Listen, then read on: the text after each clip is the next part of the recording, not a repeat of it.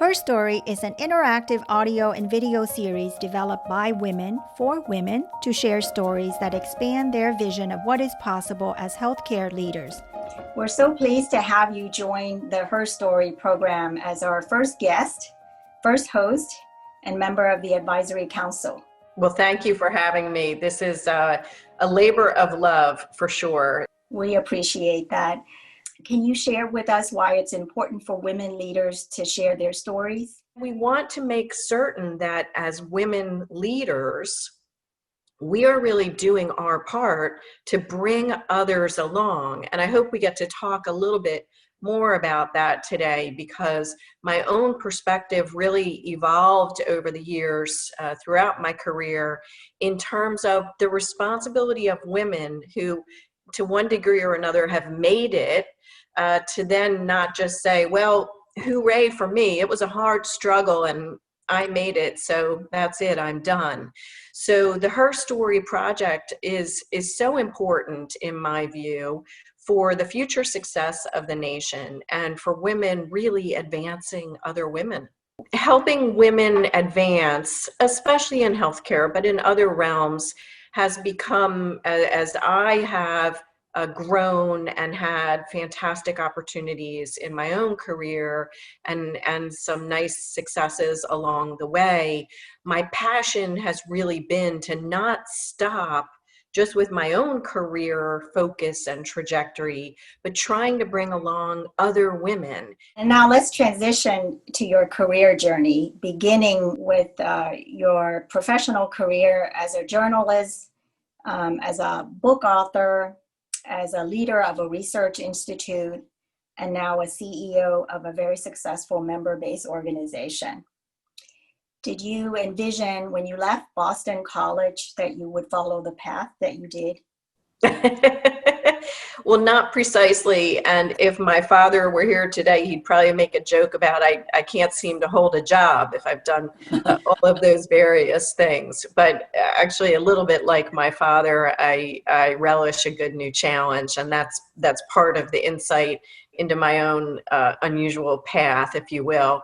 By the time I was at Boston College, I'd worked on that school newspaper, The Heights. It was an independent student newspaper, and actually had the privilege of being the editor there. I completely got the journalism bug. And in fact, my mother back in those days would say she didn't even bother trying to call my dorm room. She would just dial The Heights because that's where she was going to find me night and day. And so by the time I was leaving Boston College, I knew that journalism was just, running through my veins, and it's what I wanted to do. And I was very fortunate that I worked at some terrific news organizations over a total of 25 years. Was journalism overweighted toward men while you were at the Post? Well, certainly early in my career, yes. And then what happened was that many women came in to the reporting ranks, which was phenomenal, not just at the Post, but at news organizations across the country and across the globe. But very difficult cracking that glass ceiling.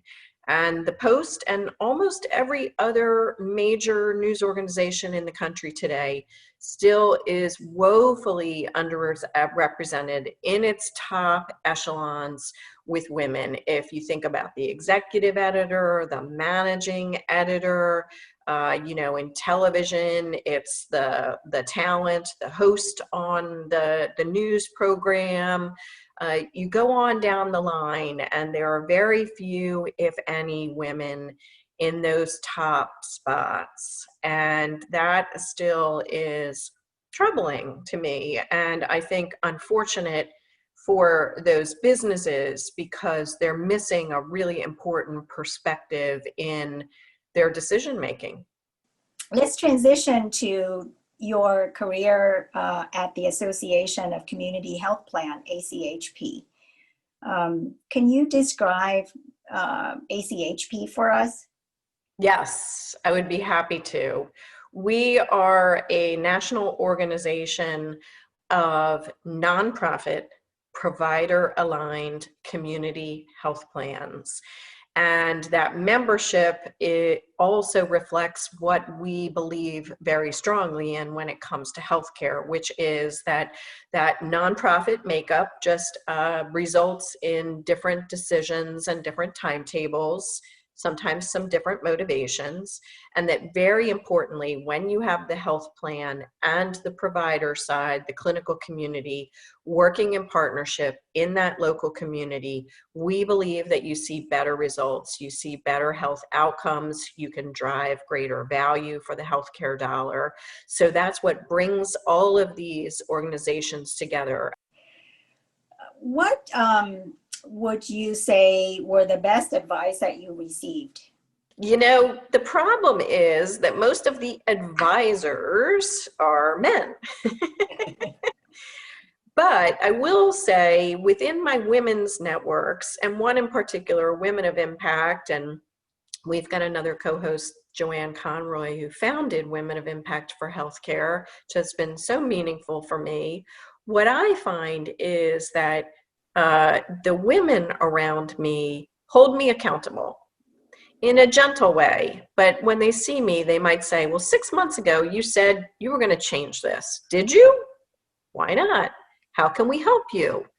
And it's not chastising, but it's kind of keeping me on my path when, especially in these roles, you can kind of get pulled sideways and in different directions, and they keep you grounded too.